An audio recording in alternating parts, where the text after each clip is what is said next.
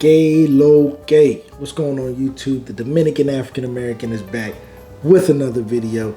I'm excited about today's video because I am going to share with you two of my favorite bachata singers that I think you need to add to your playlist, to your library as soon as possible. Okay? So, like the video, comment down below, subscribe, and also I am doing a $50 Airbnb gift card giveaway. All you got to do to enter is share one of my videos to your Instagram stories and tag me in it. That's it. Pick the video, share it to your stories. It's going to disappear in 24 hours, all right? And tag me in it. My Instagram is WGNWBash. It's also at the bottom of the screen, and it's also in the description, okay? So let's get straight to it. Now, bachata, okay? Growing up, now look, I got my notes here, okay? So relax, all right? It's okay. All right? But growing up, I didn't listen to a lot of bachata, okay? It was mostly rap, hip-hop, R&B, some pop, alternatives, a little bit of rock, you know what I mean? But I didn't really listen to Spanish music because I didn't know what they were saying. And I still don't because I'm still learning. And it wasn't until a song from Don Omar called Reggaeton Latino where my interest grew in Latin music. Okay, and I talk about that in the Puerto Rican Parade video. Okay, but again, growing up, I didn't really listen to it. So I had to, I guess, my ears had to mature. Because again, I used to make beats on my other YouTube channel, WGNW Bash. I used to make beats. I always had an interest in music, but I never ventured out too far into music where I didn't really understand the language. But yeah, so a little history background about bachata. It came out in the early 20th century, okay? In the rural areas of the Dominican Republic, okay? It was really considered to be for like the marginalized classes of people, and it got associated with like bars and brothels, and you know, we all love our bars and brothels. Just playing YouTube, relax, okay? But yeah, bachata, it blends like the indigenous Dominican styles with like elements of bolero, which is like a slow tempo Latin music, and other rhythms, other Caribbean rhythms like merengue and son. But in addition to that, it has like a great African influence, okay? Like with its rhythmic patterns, the percussion techniques, and you know, like the vocal styles and improvisations. Like, so it just blends Caribbean, European, and African, and it's, you know, you can actually hear it. You can hear the history through the music. Obviously, Spain conquering the DR and the indigenous Tainos and then the African slaves, you know, but you can hear those influences in bachata, okay? Now, over the decades, bachata has definitely evolved, okay? Some would say it's more polished, and it's definitely more globally recognized. We can all agree. And for me, like, me and my girl, we differ on the bachata, like, that I like versus what she likes. In my opinion, and look, I could be wrong. Again, I don't know what you know they're saying because I'm still learning Spanish. But in my opinion, I feel like the bachata today, a lot of people sound the same. They got a softer voice, and like the bachata I like is considered old school. So to give you a better example, like if you grew up listening to, like, my age group didn't grow up listening to Earth, Wind, and Fire. My parents would listen to Earth, Wind, and Fire. So I would naturally go like, damn, I don't really like Earth, Wind, and Fire like that. And I think that's why she might disagree with the two singers I'm about to tell you, okay? But, like, the 1980s is really when bachata really, like, transformed, okay? It was a very big transformative decade for bachata, and believe me, in my opinion, the 80s was the greatest decade for music. I mean, Prince, that fucking Steve. Don't even get me started, okay? But yeah, the 80s is when bachata like really started to take off. Okay, now traditionally, bachata lyrics, which is one of the things that I like most about it, it is just like it revolves around love, heartbreak, like the daily struggles, and like the joy and the sorrows of ordinary people, and that's one of the main reasons why I like it. And I'm gonna get into why I like bachata in another video. I didn't want to spend too much time on that part, but yeah, it surrounds love and pain. Okay, and for me, that's relatable, especially with how my 20s went. Okay, but yeah, like some of the instruments that's in bachata, you're gonna hear guitar. It could be acoustic or electric. You're gonna hear this thing called a guira, if I'm not mistaken. That's like that metal scrape. And if I pronounce that wrong, let me know in the comment section. Okay, you're definitely gonna hear a bass guitar. All right, now these instruments are very combined. They're very distinctive.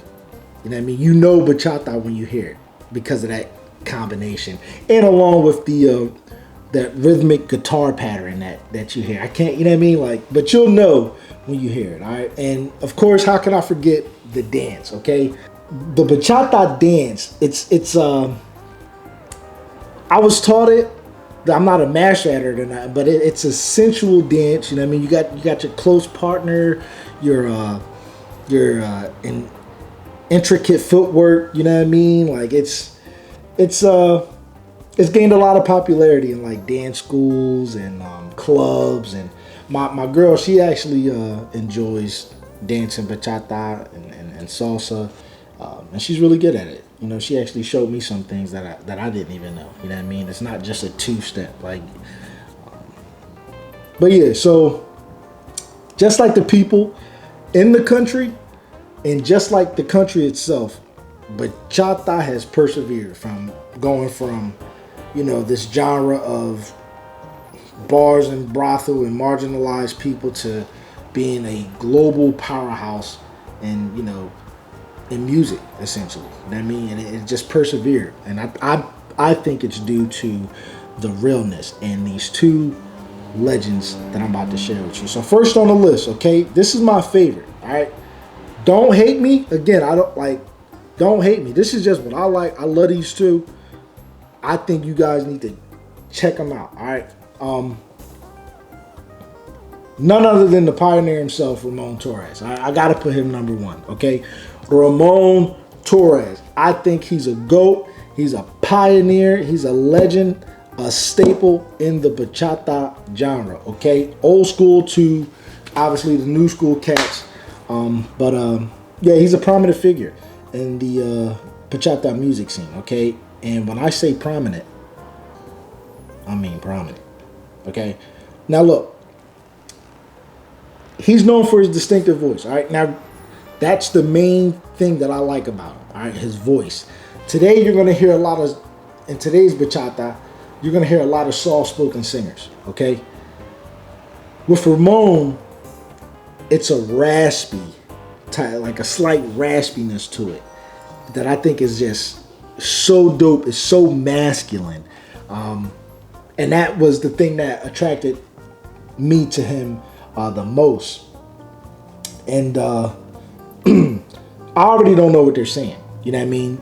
So I needed something to latch on to, especially since his music is going to be something audio, and it was his voice for me. Okay, I needed something to distinguish, and that was that. Now, Ramon started his music career in the DR. He's from the DR, and he's from like the eastern part of the DR. But he didn't start. But I think he's born in. What is he, in his 70s or 60s now? But he didn't start buzzing until like the early 90s. You know what I mean? If I'm not mistaken, he's from Higüey. I can't even pronounce it. But yeah, the easternmost part of the island. Okay, and he didn't start buzzing until the 90s. Now his style is, you would consider, or most modern day bachata listeners would consider it to be a traditional approach. Like he has a real traditional style bachata, and but his lyrics is like a heartfelt lyrics. You know what I mean? It's very emotive. It's again centered around love, heartbreak, and the everyday, life experience. Some of his popular songs, and look, correct me if I can't, I'm gonna try to pronounce it the best way I could. His popular songs aren't like my favorite. I'm gonna give you my favorite. There's one that is popular that's also one of my favorites, but El que se va no hace falta de se desesperado en entre cuatro paredes. Those are like his, I guess, popular songs. But there is one that's also popular that I like. That's the Tu Cortes Llegan. That's one. My favorite is Eres Mía. Oh, tú, mi amor, eres mía. I like that, John. You know what I mean? Oh, and yeah, Amor Falsificado. I really like that one. And so yeah, but Tu Cortes Llegan, that's a famous one. That's pretty popular. That's one of his favorites. That's also my favorites. Okay, so I'd recommend, if you're going to give him a chance, which you should, okay, Tu Cortes Llegan, Eres Mía, and Amor Falsificado. Okay, those are the 3 songs I recommend. But again, feel free to listen to the other ones that I probably butchered trying to pronounce it. Okay. But again, the brother is still performing. Okay, he's still going at it. I think he's doing a tour right now as we're speaking, somewhere in South America. I gotta, let me know if I'm tripping, but I thought I saw something like that. He's still, he's still grooving. And I actually came across this singer in Puerto Plata in a taxi, and I'm like, yo, what is this? You know what I mean? And then I Shazammed it, and it was Tu Cortes Llegan. And ever since then, shit, I'll be in my car jamming. People be looking at me like I'm fucking crazy. That's exactly what's going to happen to you, by the way. All right? You're going to throw that shit on. You'll be like, damn, I've been missing out on it. I would play it right now, but YouTube be tripping. I have it on going ham right now, but YouTube be tripping. All right? But yeah, people going to look at you like you crazy for sure. But this shit is fire. It's fire. Okay? But yeah, Ramon Torres, please check him out. Add him to your playlist as soon as possible. Okay, look, next on the list is another powerhouse figure in the bachata genre. Okay, my second favorite, and I've been listening to bachata for a while now. Not like my whole life, but more frequently than ever before. Ever since I started, traveling to the DR. But again, next on the list is Marino Perez. Okay, Marino Perez. Okay, Marino Contigo de Nuevo. My guy. All right, look, he's known as the father of bitter bachata. Okay, the father of bitter bachata, and is a major figure in the genre. Okay, Mr. Marino Perez. Okay, now look, he's also from the eastern part of the island. It's he was born in Jaro Mayor del Rey. But yeah, he's from the eastern part of the island as well. He played a major role in the evolution of bachata, okay, along with Ramon Torres. And he also gained recognition because of his unique style, but his lyrics was like even deeper, even more detailed, you know what I mean, even more emotional. His delivery was different. But one of the things that attracted me to him was, it was his voice too, but even more than his voice was his cover art. Like if you take a look, I think I should be able to put up some of his cover art on the video, but he would have like serious faces, you know what I mean? Not very little expressions, but you can see, like not only can you hear the pain and the feelings and emotion, but you can see it through his art. I think he did a really good job with his cover art delivery. I mean, like that, and you need that, especially in today. Like it's a good form of marketing. I was really attracted to that. Sometimes he would have people talk before the beginning of his songs. And I mean, like a conversation. Some women, some friends, and it was just I think it was ahead of its time. And that's what really turned me on about his music. Okay, now again, his style is like raw emotion. I'm giving you a heads up. It's like, if you don't understand what they're saying, you can always translate it, but it's raw, it's soulful, and it is traditional bachata. Okay, so it's an older school bachata. All right, now just like Ramon Torres, he also sung about love, heartbreak, struggle, but he also had a battle with alcoholism and prostitution. You know what I mean? And it's some real recognizes real, and sometimes real just attracts. You know what I mean? Like, and you can hear the real, you can see the real, you can feel the real with his music. All right, and it still today, alcoholism, any form of addiction, really, people are kind of afraid to touch on that. This brother here is not, and he wasn't. Okay, some of his favorite songs, or more popular songs, which aren't my favorite. My favorite songs of him, there is one that, just like Ramon Torres, there is one that's popular that is my favorite. But some of his popular ones is called La Novia de Rancho, El Triste. But my favorite is Ay Mami. Okay, Ay Mami, Ay Mami, que mujer tan chula. I like that one, and it's the other one I like is Por mi madre que yo no fui. I'm trying to remember the one, John. Problema something. I have a problem or something like that. But it's dope. It's dope. You gotta check it out because of the note. It's a long note in that song, and it's so catchy. I can just listen to it all the time. He hits these high notes, these unique notes, and brings it right back down. It's just good. All right. I'm like, dog. Just go experience the unfiltered rawness of Marino Perez. Okay, trust me, it hits different. All right. Look, this guy paved the way for modern bachata and bachata singers, and believe it or not, just Hispanic singers in general. I mean, because now they can talk about some of the darker experiences that they faced that most people were afraid to talk about back then. So not only is Marino Perez a pioneer in the bachata genre, but he's also a trailblazer, just paving the way for the next generation. All right, and he's going to be remembered for centuries because of it. All right, so look, that does it. Again, I'm not at the park. It's running. It's late today. All right, I was out with the fam, so I got to wrap this one up. Okay, but look, check those guys out. Check those two guys out.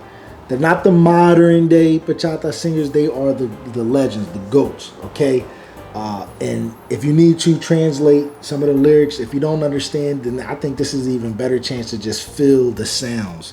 You know what I mean? Just feel the audio. And let me know what you guys think, okay? Look, again, I'm giving the $50 Airbnb gift card away to a lucky subscriber. All you got to do is like, comment, subscribe, whatever, but also share one of my videos to your Instagram stories and tag me in it, tag my Instagram in it, WDNW Bash, okay? So that does it. I hope you enjoyed the video today. I hope you guys go look and check out Ramon Torres and Marino Perez, all right? And like the video, comment down below, subscribe. I'm out this motherfucker, man. Peace.